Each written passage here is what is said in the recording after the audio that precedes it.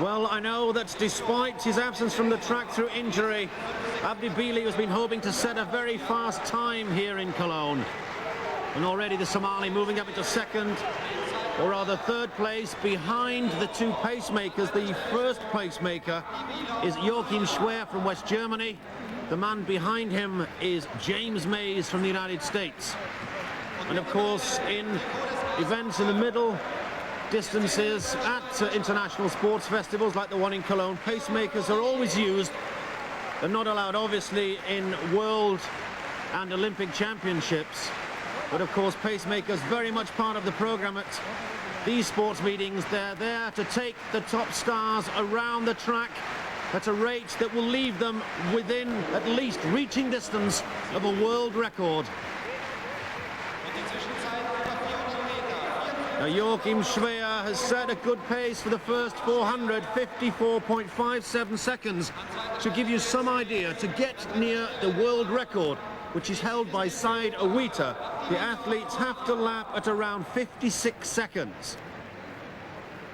Now Schwer will take them round the first two laps. He'll then bow out of the race, presumably, of course, and James Mays will take the athletes through to the final 300 meters, and after that, Abdi bile will be on his own, because it doesn't look like there's anybody else in the field who could really stay with him. Mike Hillett, the Australian, is tagging in there in fourth place. He's number 135. Let's keep an eye on the time. Remember, 2:65, the man in front is just the pacemaker, Joachim Schwer. So too is the man in second place, James Mays, now easing past Schwer. 800 meters, 1 minute, 53.36.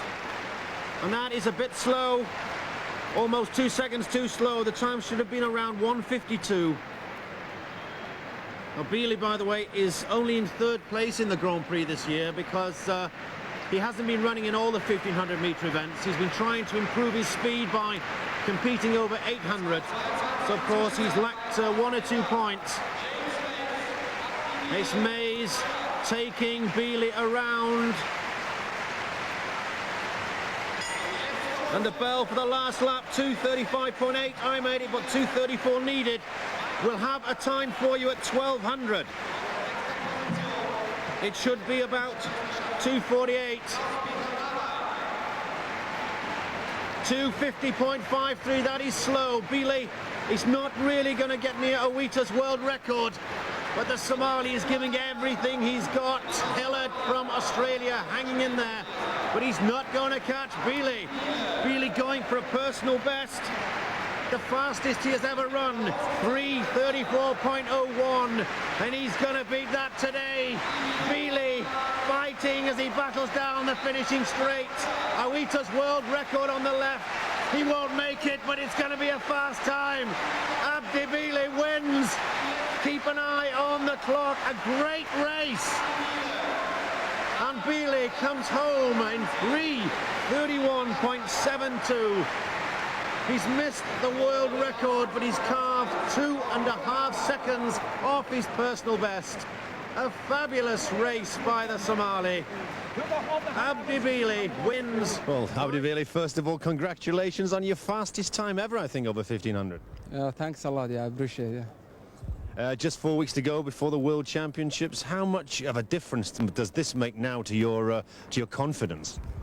I think it helps my confidence a lot, and I think still I have a lot of time to train well, and running this fast at this point, I think I feel great, and I think I'm very happy, to run that fast at this point, yeah. Were you surprised that you ran a personal best here today? No, really, I was trying to run even faster than that, but the weather was hot, and the second lap of the pacemakers, the second lap was very slow, and I think that was a little problem, but I felt so good and feel fresh even when I finished the race. And yeah, the pacemakers make a lot of difference in a race. As you say, 3:31, you are less than 2 seconds outside the world record. Do you think with a really good pacemaker you could have even got perhaps around 3:30? I think I could go somewhere close to world record at least. What did today tell you about your own possibilities? What do you think now is the sort of time that you can run? I think I'm gonna run much better than the time I ran today. Yeah, sometime soon. I don't know when, but sometime soon. Yeah. Well, how do you feel about the fact that after today, the pressure is also going to be on the other runners around you, because now you are going to be one of the top men, the favourites in the World Championships. Does it take the pressure off you now that they've got something to think about? Maybe it will take some pressure on myself and put somebody else, you know. So. Tell us a little something about your training techniques. Sort of how do you break down your training over the season with regards sort of the distances that you run and the speeds you run them at? Really, I don't do anything specific, and believe it or not, couple of weeks I got back injury, and 2 weeks I haven't trained the past 1 month. 2 weeks I haven't done any training, my back problem, and still I just came back and trained 1 week and a half and still feel great, you know. So, you know, I don't do anything specific. I just do here and there, you know, everything, some distance, some speed, you know, and it works for me. How much do you rely on a coach for your preparations? How much of it is your own work? Really, I am coach. We get along, and we are not only just coach, but he's my best friend too, and we get along. We just communicate well, and we do whatever we think is the best for me, and we just discuss all the time, and yeah. So we depend on each other. So it's a bit of a democratic system that you train under, and this obviously pays out, brings the results, doesn't it? Give us your tip for the 1500 meters at Rome. Who's going to take the gold medal? I say I want to take it.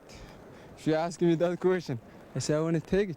Well, I wish you the very best of luck, Abdi. Thank you very much for talking to us. Yeah, thanks a lot. Yeah, I appreciate it. Bye.